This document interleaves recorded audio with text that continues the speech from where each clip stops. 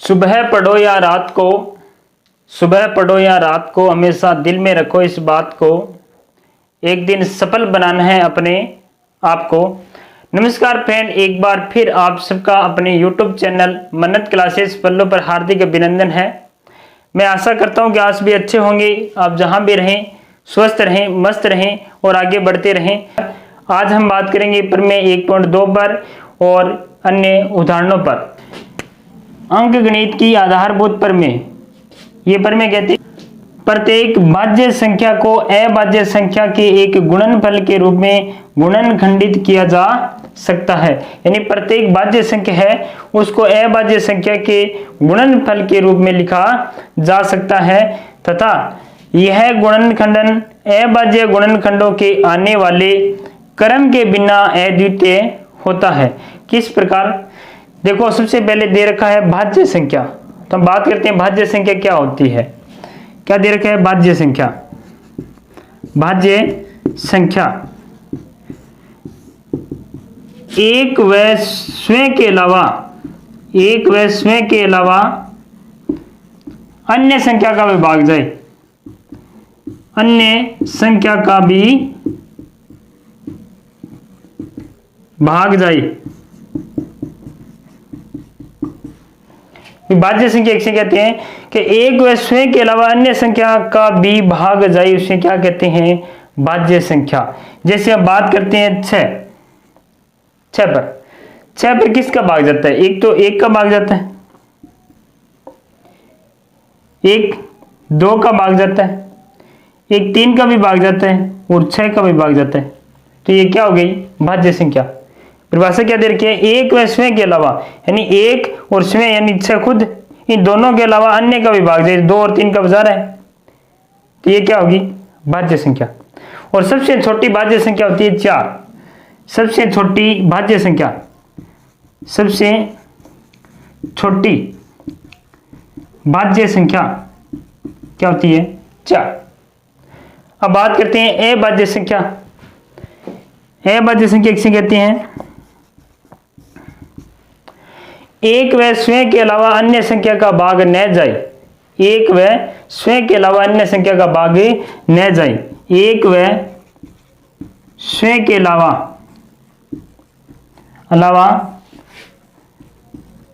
अन्य संख्या का भाग न जाए, संख्या का भाग न जाए, तो क्या कहते हैं उसे? अभाज्य संख्या। फॉर एग्जांपल लेते हैं, जैसे हम ले लिया 5, तो 5 पर किस किस संख्या का भाग जाएगा? एक तो एक का भाग जाता है, इसके अलावा 5 का खुद का जाता है भी। तो एक व स्वयं के अलावा अन्य का भाग न जाए, उसे क्या कहते हैं? अभाज्य संख्या कहते हैं। जैसे उदाहरण ले लिया हमने 17 में देखो एक का भाग जाता है और 17 का खुद का जाता है, इनके अलावा किसी संख्या का भाग नहीं जाएगा, तो ये क्या होगी? अभाज्य संख्या। और सबसे छोटी अभाज्य संख्या होती है 2। सबसे छोटी अभाज्य संख्या क्या होती है? 2। सबसे छोटी अभाज्य संख्या क्या होती है? अभी 2। एकमात्र ऐसा अंक है जो सम भी है साथ में अभाज्य भी, वो क्या है? 2। इनके अलावा जितनी भी अभाज्य संख्याएं आएगी सारी की सारी विषम आएगी। उम्मीद करता हूं कि यह भाज्य संख्या और अभाज्य संख्या आपको समझ आ गई होगी। अब हम प्रमेय पर बात करते हैं। प्रमेय में दे रखा था कि प्रत्येक भाज्य संख्या को अभाज्य संख्या के गुणनफल के रूप में, यानी प्रत्येक जो भी भाज्य संख्या है उसको अभाज्य संख्या के गुणनफल के रूप में लिखा जा सकता है। किस प्रकार लिखा जाता है? करते हैं हम।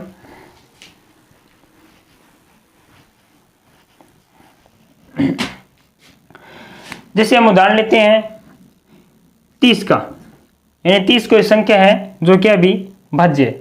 30 क्या है? भाज्य संख्या। इसके हम गुणनखंड करते हैं। 2 का भाग दें कितनी बार देगा? 15 बार। फिर 3 का भाग दें कितनी बार देगा? 5 बार। फिर 5 का भाग दें कितनी बार देगा? 1 बार। अब देखो 30 क्या थी? भाज्य संख्या। इसको अभाज्य संख्या के गुणनफल के रूप में लिखा गया। 2 क्या है? अभाज्य संख्या। 3 भी क्या है? अभाज्य संख्या। 5 भी क्या है? अभाज्य संख्या। यानी 30 को हम कैसे लिख सकते हैं? 2 गुणा 3 गुणा 5। और देखो 30 भाज्य संख्या थी, उसको अभाज्य संख्याओं के गुणनफल के रूप में लिख दिया। यही प्रमेय कहती है अपनी कि प्रत्येक भाज्य संख्या को अभाज्य संख्या के गुणनफल के रूप में गुणनखंडित किया जा सकता है। ठीक है, इसके बाद में है यह गुणनखंडन अभाज्य गुणनखंडों के आने वाले क्रम के बिना अद्वितीय होता है। यानी जो गुणनखंड है वो क्रम के बिना अद्वितीय होते हैं। 2, 3, 5 है तो किसी प्रकार आप इनके गुणनखंड कर लो 2, 3, 5 ही आएंगे, परंतु इनका क्रम चेंज हो सकता है क्रम के बिना। जैसे 30 को हम ऐसे भी लिख सकते हैं 3 गुणा 2 गुणा 5, तो क्रम चेंज हो गया परंतु गुणनखंड वही रहे हैं 5, 5, 3, 3 और 2 और 2। 30 को हम इस प्रकार भी लिख सकते हैं 2 गुणा 5 गुणा 3। इसमें देखो क्रम चेंज हो गया परंतु गुणनखंड सेम ही है 2, 3 और 5। यही बात दे रखी है कि इनके गुणनखंडों के आने वाले क्रम के बिना, यानी क्रम के बिना अद्वितीय होती है। ये तीनों है ये तो अद्वितीय रहेंगे परंतु इनका क्रम है वो चेंज हो सकता है। तो ये थी अपनी 1.2 प्रमेय। इस प्रमेय को अभाज्य गुणनखंड विधि भी कहते हैं, क्योंकि यहाँ पे क्या किया हमने अभाज्य गुणनखंड किए, तो इसे क्या कहते हैं अभाज्य गुणनखंड विधि भी। अब हम उदाहरण नंबर 5 पर बात करते हैं। संख्याओं 4 की घात n पर विचार कीजिए जहां n एक प्राकृतिक संख्या है। जांच कीजिए कि क्या n का कोई ऐसा मान है जिसके लिए 4 की घात n अंक शून्य पर समाप्त होता हो।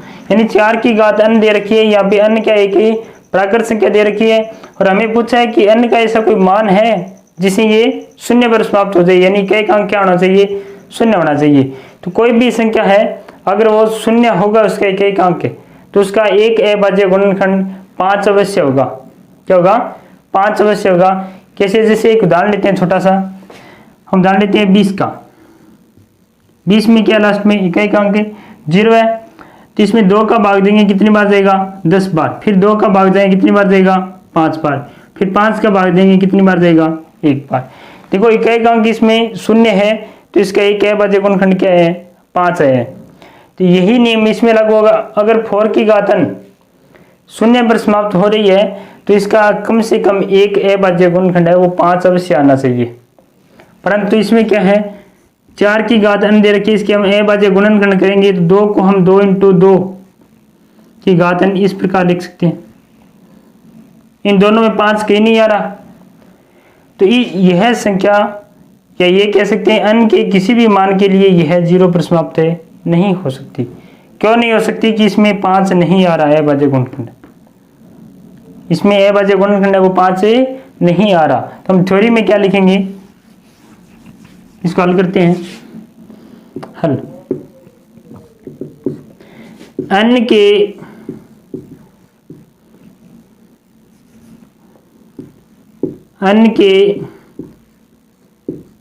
किसी भी मान के लिए 4 की घात n शून्य पर तभी समाप्त हो सकती है। n के किसी भी मान के लिए 4 की घात n शून्य पर तभी समाप्त हो सकती है जब इसका एक अभाज्य गुणनखंड 5 हो। एक अभाज्य गुणनखंड क्या आना चाहिए भाई, 5 हो। एक अभाज्य गुणनखंड क्या आना चाहिए, 5। परंतु 4 की घात n बराबर 2 × 2 की घात n है, जिससे स्पष्ट होता है कि इसका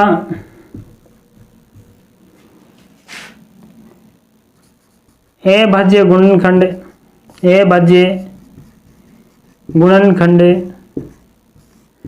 5 नहीं है, 5 नहीं है। 4 की घात n को हम कैसे लिख सकते हैं, 2 × 2, 3 में 5 आ ही नहीं रहा, तो तो यही बात हमने लिखी है, जिससे स्पष्ट होता है कि इसका अभाज्य गुणनखंड 5 नहीं है। अतः ये n के किसी भी मान के लिए 0 पर समाप्त नहीं हो सकती। अतः 4 की घात n के किसी भी मान के लिए, n के किसी भी मान के लिए 0 पर समाप्त नहीं हो सकती। 0 पर समाप्त नहीं हो सकती, नहीं हो सकती है।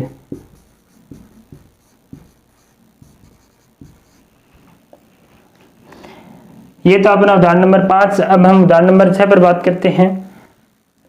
अब देखते हैं कि एचसीएफ क्या होता है, एलसीएम क्या होता है, और एचसीएफ और एलसीएम से संबंधित सूत्र है, उन पर चर्चा करते हैं। सबसे पहले एचसीएफ, संख्याओं में प्रत्येक उभयनिष्ठ अभाज्य गुणनखंड, उभयनिष्ठ होना चाहिए, और अभाज्य गुणनखंड की सबसे छोटी घात होती है, वो क्या कहलाती है, एचसीएफ।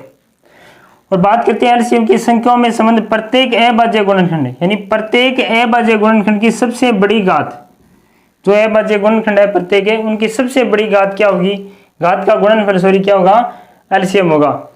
अगर कोई दो धनात्मक पूर्णांक दिए हो, जैसे मान लेते हैं ए और बी है, उन दोनों का एचसीएफ और एलसीएम का गुणा उन दोनों संख्याओं के गुणा के बराबर होता है। जैसे देखो कि नहीं, दो धनात्मक पूर्णांकों ए और बी के लिए, कोई दो धनात्मक पूर्णांक है ए और बी, उनके लिए एचसीएफ ए और बी का, एलसीएम ए और बी का बराबर क्या होगा, ए और बी के गुणा के बराबर होती है। जैसे ये मान लेते हैं महत्तम समावर्ती गुणा लघुत्तम समावर्ती, दोनों का गुणा किसके बराबर होता है, दोनों संख्याओं के गुणनफल के बराबर होता है। इनको हम इस उदाहरण के द्वारा समझते हैं।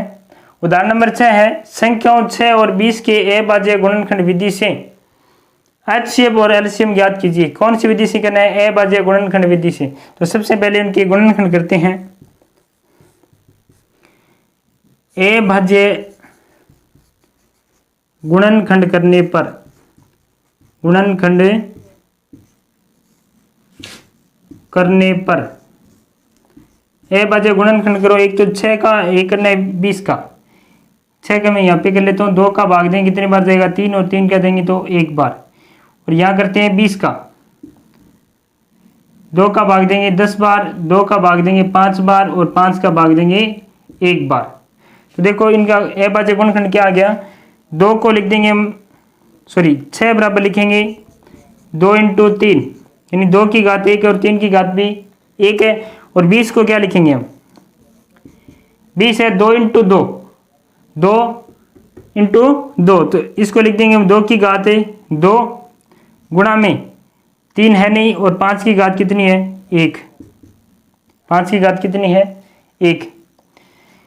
अब 6 और 20 का एचसीएफ देखेंगे, तो एचसीएफ क्या होता है, संख्याओं में प्रत्येक उभयनिष्ठ अभाज्य गुणनखंड की सबसे छोटी घात का गुणनफल, यानी दोनों में उभयनिष्ठ होने चाहिए और सबसे छोटी घात होनी चाहिए।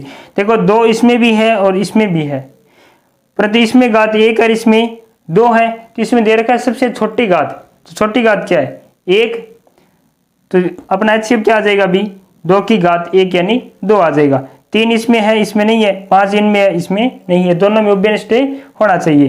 तो इसका एचसीएफ किसका भी 6 और 20 का क्या आ जाएगा, 2 की घात 1 यानी 2।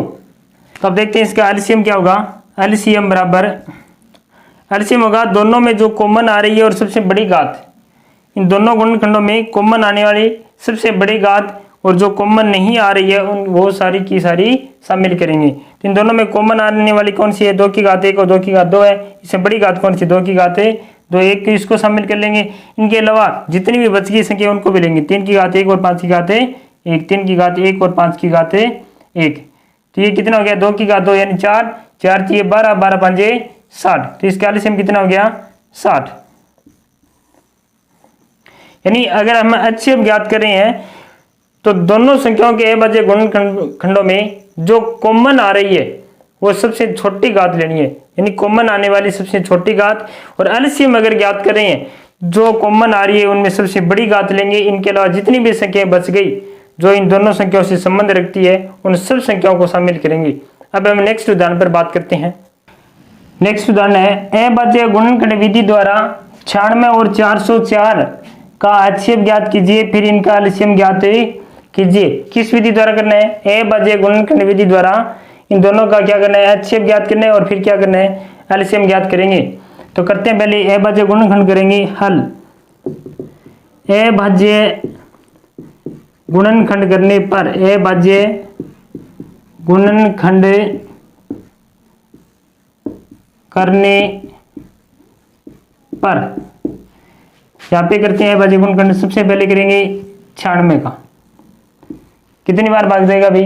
2 का भाग जाता है इसमें 48 बार, फिर 2 का भाग जाएगा 24 बार, फिर 2 का भाग जाएगा 12 बार, फिर 2 का भाग जाएगा 6 बार, फिर 2 का भाग जाएगा 3 बार और 3 का भाग जाएगा 1 बार। और इधर करते हैं 404 का। 2 का भाग जाएगा 202 बार, फिर 2 का भाग जाएगा 101 बार और अब जाएगा 101 का भाग 1 ही बार। तो ये आगे अपने अभाज्य गुणनखंड, इनको यहाँ पे लिखते हैं। जैसे 96 को क्या लिख सकते हैं हम? 96 को लिख सकते हैं 1 2 3 4 5, 2 की घात 5 गुणा 3। और 404 को क्या लिख सकते हैं? 2 की घात 2 गुणा में 101।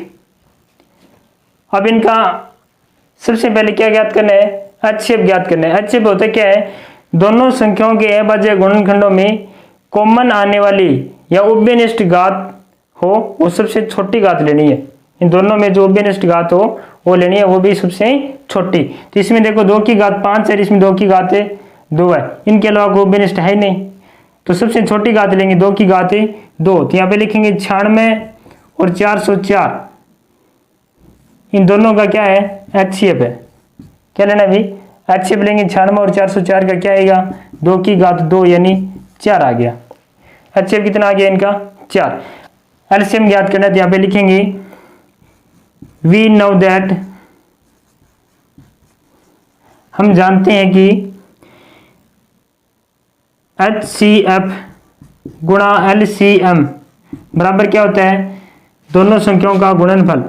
दोनों संख्याओं का गुणनफल, संख्याओं का गुणनफल, ये होता है अपना सूत्र। देखो HCF कितना है अपना? 4। LCM हमें ज्ञात करना है और दोनों संख्याओं क्या है? एक संख्या 96 और एक है 404। 96 × 404 हमें LCM ज्ञात करना है। तो LCM इधर ही रख लेंगे और ये 4 है इनके गुणा में, और जैसे इधर पक्षांतर करेंगे क्या जाएगी? इसमें भाग में चली जाएगी। तो LCM बराबर क्या आएगा? 96 × 404 बट्टे में 4। देखो इधर गुणा में है तो बराबर के निशान से दूसरी साइड में जाएगी तो भाग में चली जाएगी। अब ये काटते हैं, इसे किससे कटेगा? 24 चौके 96, ये 4 24 बार कट जाएगा। 24 × 404। अब इनको गुणा करेंगे 24 चौके 96, 24 चौके 96, तो LCM कितना आएगा अपना? 9696। LCM कितना आएगा? 9696। ये सूत्र याद रखना भी, जो केवल 2 संख्याओं के लिए लागू है, यानी दोनों संख्याओं का HCF × LCM बराबर दोनों संख्याओं का गुणनफल होता है। अब हम नेक्स्ट उदाहरण पर बात करते हैं। तो उदाहरण नंबर 8 है संख्या 6, 72 और 120 का 6, 72 और 120 का अभाज्य गुणनखंड विधि द्वारा HCF और LCM ज्ञात करना है। तो करते हैं इसको हल। सबसे पहले लिखेंगे अभाज्य गुणनखंड करने पर, अभाज्य गुणनखंड करने पर, गुणनखंड करने पर पहले तीनों का अभाज्य गुणनखंड कर लेते हैं। यहाँ पे करता हूं मैं। सबसे पहले 6 का करेंगे, 2 का भाग देंगे कितनी बार देगा? 3, और फिर 3 का देंगे 1 बार। यहाँ पे करते हैं 72 का, 2 का भाग देंगे 36 बार और 2 का भाग देंगे 18 बार, फिर 2 का भाग जाएगा 9 बार, फिर 3 का भाग जाएगा 3 बार और फिर 3 का भाग जाएगा 1 बार। इसके बाद में है 120, 2 का भाग देंगे जाएगा 60 बार, 2 का भाग देंगे कितनी बार देगा? 30 बार, फिर 2 का भाग देंगे 15 बार, इसमें फिर भाग देगा 3 का 5 बार और फिर 5 का भाग देंगे तो 1 बार। अब इनको लिखते हैं। 6 को लिख देंगे हम 2 × 3 यानी 2 की घात 1 और 3 की घात है 1। फिर है 72, 72 देखो 1 2 3, तो 2 की घात 3 गुणा में 1 और 1 2, तो 3 की घात भी कितनी हो गई 2। बाद में 120, 120 में क्या देखो 1 2 3, तो 2 की घात कितनी होगी 3 बार है 2, और 3 कितनी बार है 1 बार, और 5 कितनी बार है 1 बार। अब इनका एलसीएम और एचसीएफ दोनों ज्ञात करना है। सबसे पहले देखते हैं एचसीएफ। एचसीएफ क्या होता है कि इनमें सब में उभयनिष्ठ हो, तीनों में तो उभयनिष्ठ हो और सबसे छोटी घात हो। तो देखो इसमें 2 है, इसमें भी 2 है, इसमें भी 2 है, इसमें 3 है, इसमें भी 3 है, इसमें भी 3 है। तो 2 और 3 तीनों में दे रखे हैं, तो ये कॉमन आएंगे। अब आएंगे कौन सी, यानी सबसे छोटी घात लेनी है दोनों में। तो यहाँ पे लिखेंगे एचसीएफ। एचसीएफ किस किस का भी 6 का, 72 का और 120 का।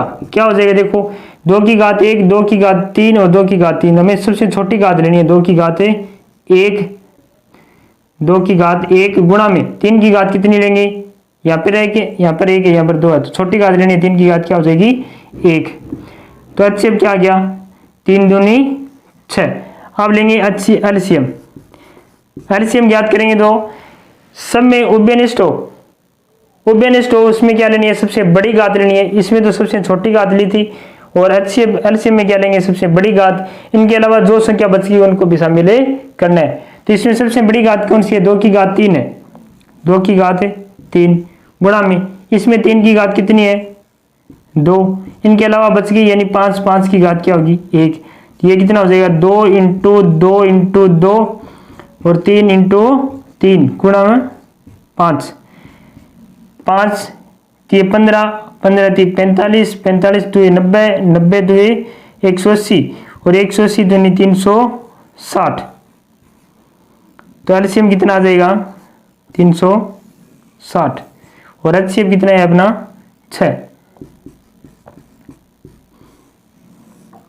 फ्रेंड्स आज की क्लास में बस इतना ही। क्लास कैसी लगी कृपया कमेंट बॉक्स में ज़रूर बताएं। अगर क्लास आपको अच्छी लगी हो तो इस वीडियो को लाइक करें, शेयर करें और सब्सक्राइब करना न भूलें। मिलते हैं नेक्स्ट क्लास में।